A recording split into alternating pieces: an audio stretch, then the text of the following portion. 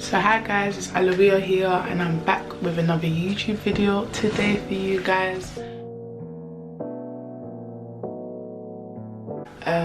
Decided today I should give you guys how should I explain this video? I felt like today I should give you guys how I dealt with a stillbirth video, because I feel like I've had loads of questions in regards to how I'm coping, what's worked for me.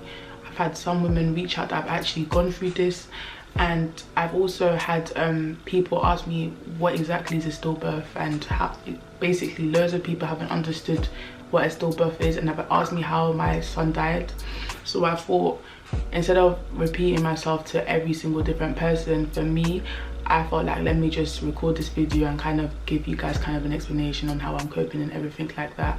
I don't really want to talk too much, not going to go too in depth with it, as I feel like this will probably be the last time I do talk about it, because I do actually want to not move on from it. But it's like, you know, when someone dies, yeah, I feel like I never ever understood this before this whole like everything happening to me. I just feel like when you lose a child, yeah, or when you lose somebody, like whether it's your mum, your dad, your grandma, whatever, and everybody, like a person knows you're dealing with death or you're grieving, it's like whenever you walk into the room or like I face people, it's like all I feel is their eyes looking at me like, is she okay? Is she crazy? Is she depressed? Is she sane? And it's like, that's another reason why I felt like I just wanted to talk about it, because I knew that it was in the air, like the elephant in the room.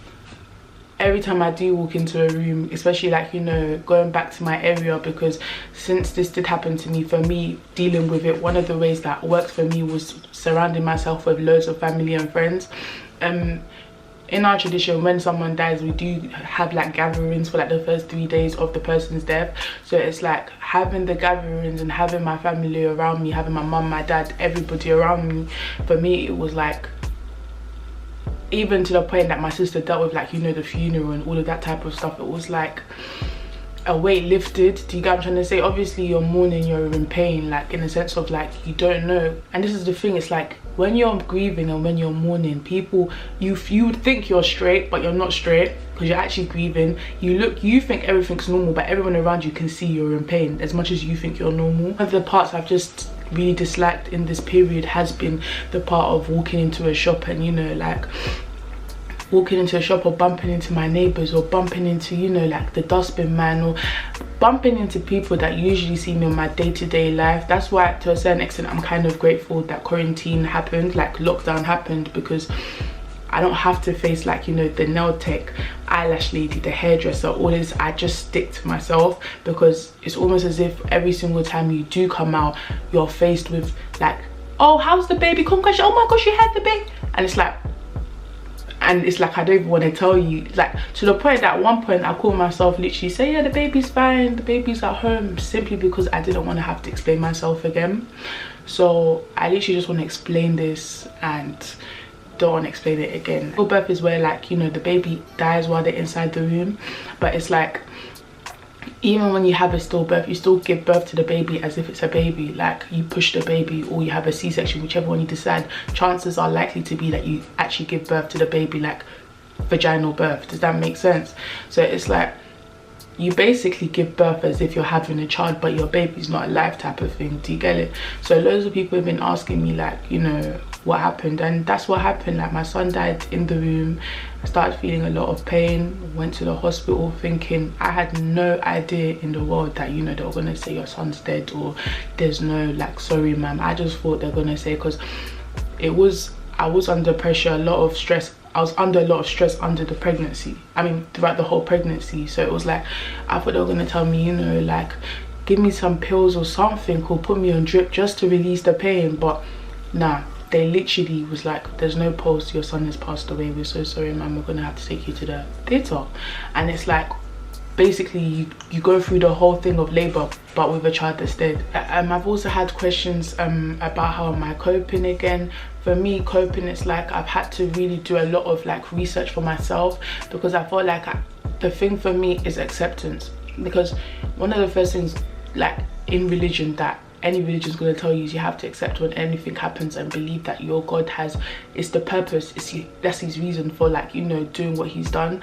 And for me, when this first happened, the first couple of days it was hard for me to accept, which would be usual for anybody, but it was like I had to get to a point, literally to the point where I accepted that this has happened, because if I didn't accept, I wasn't going to move forward. So I've really done a lot of research and like a lot of reading, a lot of guidance. Like I feel like I'm on a spiritual, like I'm like spiritually on an adventure. I feel like I'm trying to find my purpose, in a sense of understand the purpose and reason for everything that happens around me. And I just feel like it's important for you to also in life just always try to understand, and before you accept, understand. And I've understood that this is God's plan. Does that make sense? Now I've accepted God's plan. Do you get it? Because I felt like if I don't accept, I will leave, either go into like, you know, a mental breakdown, or I just won't bounce back up type of thing. So it's like I've accepted. Another way I've dealt with it is by quickly, I've already gone into like, you know, I would advise anybody that's gone through something like this to seek therapy, seek like CBT, cognitive behavior therapy one-to-one. Like just seek therapy and have someone to talk to you, because I find that fortunately for me in this situation, I had family, but other people that live by themselves or have come to the country by themselves or have just come to work in this country and have gone through this experience, they're by themselves. So I feel like if you are dealing with something like this and you are by yourself, it's important for you to like, you know, seek help. And it's like, I'll link in the information box below, there's a Petals line, and it's a charity that helps women that have actually gone through stillbirths. And I find that they've really helped, like even the process of, you know, in the hospital when you have the child, see your child, to when you go home, and they continuously check on you when it's not even an appointment. Because in quarantine we've had to do like, you know, telephone appointments, whereas before quarantine it was one-to-one appointments. But not even that, the fact that they can still help me regardless of the lockdown is already a plus. Does that make sense? I just feel like it's important to talk, because if you don't talk, this is where you find that like people don't come back. And this is another reason why I decided to speak about this on my YouTube channel, because I just felt like you guys need to understand that if I'm not the same bouncing jumpy girl that you guys are potentially used to, then this is the reason why, like, I might not come back and be the same person, or I might come back and even be a better person than I was before. Does that make sense? But I just feel like it's important for you to seek someone to talk to, because if you don't, it's like you're gonna go deeper into the hole. Because like I feel like when a woman goes through this, for me when I went through this in the beginning, I felt like it was a taboo, number one, because nobody actually like comes and tells you, okay, cool, like everybody prepares you for a miscarriage, but nobody actually prepares you for a stillbirth. And for me it was like, am I even a woman type of thing? Like, am I whole? Does that make sense? It was like I was questioning my womanhood, and I was just questioning myself. Like I felt like I was a failure. I felt like you had one job, your body had one job. This is the whole purpose that God puts you on the earth for you to not even be able to do that. Do you get what I'm trying to say? And I'm so grateful I have my daughter, because at the same time, had I not had her and this happened, I don't even know, because she's partially the reason I feel like, do you get what I'm trying to say? But it's like when this happened, I just felt like I failed. And it's like I've had to continuously remind myself that, you know, God has his reasons, Allah has his reasons. With every reason there's do you get it? Like I can't sit here and start beating myself up over something that is beyond my control. And I just feel like everybody should be aware that stillborns are possible. I'm not saying that when you get pregnant you should believe you're going to get it. Chances are very rare than a miscarriage, unfortunately, but it happens. Do you get it? But it's just that society doesn't really put it out there to tell us that, okay, cool, there's a chance you can. Do you get what I'm trying to say? And I just feel like it's important for us to actually educate ourselves with these things and just be aware that, you know, if you do get pregnant, the same way you can have a miscarriage, you can have a stillborn. Because for God to kill me now, I don't even think I knew what the word meant before they told me what happened to me. Does that make sense? So imagine. So I just feel like it's really important for everybody to read up on it, educate yourself. Like for me, I just feel like another way I've coped in this situation is just seeking God. Like I really feel like I'm on a religious journey. I feel like I'm trying to find myself and figure out like how I'm getting back into this slowly but surely, because I don't want to rush, because I just feel like whenever you rush you crash.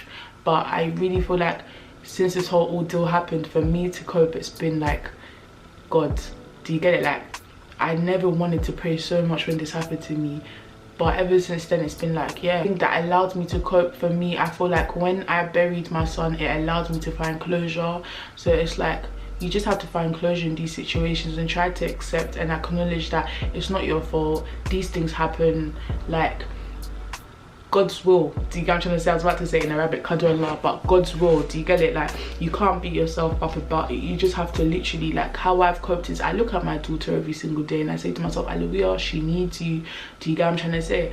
But a lot of people have just been asking me, like, you know, are you straight? Are you sure? Are you okay? And the truth of the matter is, like, this is why I feel like the one question I don't think I'll ever ask someone grieving in future, like, I'll let them know I'm here if you need anything like that, but of course they're not okay. Do you get what I'm trying to say? But they will tell you they're okay, but it's like, them questions are like triggers, especially people that ask how did the baby die. It's almost as if it's insensitive type of thing.